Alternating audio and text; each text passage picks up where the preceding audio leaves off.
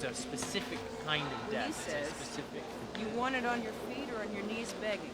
In other words, do you want to be on the offensive? But that's not the issue. The issue is we use ourselves as bait. That's the thing that's missing. Okay. Fincher was great. The way he talked and the way he talked to actors, I was very moved by it because this young guy is sensitive enough to sort of negotiate ideas with you and try to bring things out of you. But the way he did it was very, I thought, very sensitive and very smart. The reason, from a purely narrative point of view, for this scene to exist is to see these guys' faces when we say to them, okay, you're no longer you're on the offensive, but you're no longer attacking this thing with any kind of rational, from any rational point of view. But I think then Moore says, how are we going to do that? And Kevin says, I know what they want. Yeah. I remember the first day, and everybody slightly nervous. You know, he kept all the time, make it real, it sounds a little too rehearsed, you know your lines too well. And he kept changing the lines on purpose so that you would be more real. David knows exactly what he's doing. I mean, David Fincher is a genius, basically, for whom I would jump off London Bridge. I trust him implicitly. I'm smart enough to wait for some firepower shot before we go out and fight the thing. Right, okay, sit on your ass. Fine. Yeah, how about if I just sit here on my ass? No problem. I forgot. You're the guy who made a deal with God to live forever. And all the rest of you pussies can sit it out too. Me and her will do all the fighting. Well, I think David has some good ideas, and he's certainly receptive to ideas. I think he's a very, very talented man. It's like déjà vu for me, really, because it's like when I did the first one with Ridley. Ridley was the same. You know, they have this magic eye, which gives you fantastic pictures to work with. We're waiting on one cable. The cable, yeah. He's got most of it, but he needs some more. Why don't we just poke a hole in the fucking wall right here? He's up there now. Oh, great. We're being held captive by a moron.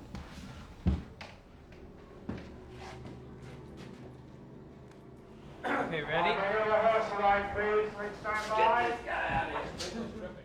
I'd done a couple of scenes when I got these very heavy script changes through, which made Aaron into rather more of a stupid character than he had been earlier. We were watching dailies, and we had a big argument about the character that Ralph Brown plays. I'd seen it at the read-through. I thought that this character was actually supposed to be funny. And I thought, everybody else is funny in this movie. Ralph, what's happened to Ralph Brown? Why isn't he funny? So this is when we wrote in just to make sure that everybody knew where they stood about this character. You know, that they referred to him as 85. His nickname is now 85, which stands for an 85 IQ. So then I had to think again about how I was playing it. By this time, Aaron's got all their files, and he's going out. 82, 77.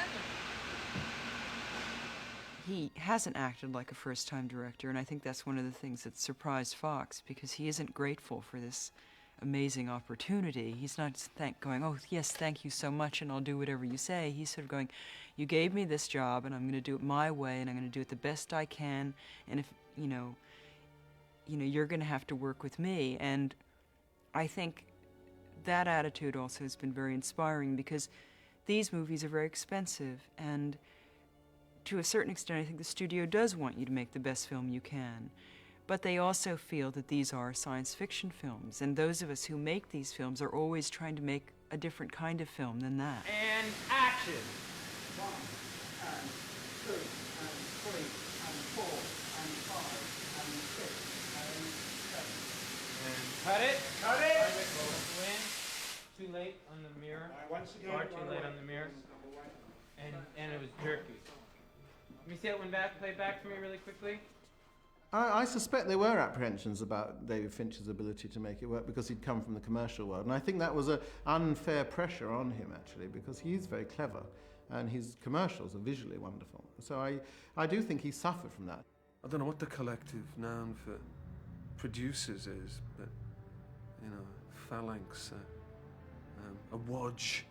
But there seemed to be these characters moving around, particularly when Fincher was there, moving around moving around the floor in unison, watching him or watching us.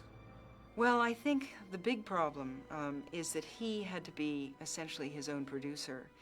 And so after this endless day of doing very demanding filming, he would have to get on the phone like at midnight and talk to the brass at Fox, and they'd be saying, "Don't shoot the next day. We want to cut that." I felt it was quite arbitrary, and again, it all arose from him not being with the script. I think the biggest problem David had was that we never had a concrete draft of a script to go by. And here he is directing his first movie, following in the likes of Ridley Scott and James Cameron. And, you know, it is very difficult to balance all of those things. And I think that when you go through any production, it's difficult. It's hard.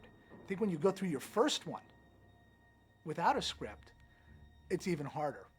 I'm not as clear-cut about who was fucked and who wasn't, and because David was so initially in such an untenable creative position, but his sort of rage against the sort of, you know, Fox machinery, you know, sort of seemed to me to be like in place when I got there. So it was like I didn't have a chance on that front. You know, I just sort of just watched that. When I left, Landau was over. He was their man on the spot. I was the executive vice president in charge of feature production at 20th Century Fox. In my responsibilities there, I oversaw the physical production of the movies we produced. He doesn't do that job anymore. And, you know, everyone who takes on that job, you know, which is sort of going from being, you know, sort of usually a top-of-the-line producer to being the head of physical production at a studio, tries to invent a way to do it. It doesn't mean that any one person's opinion is wrong.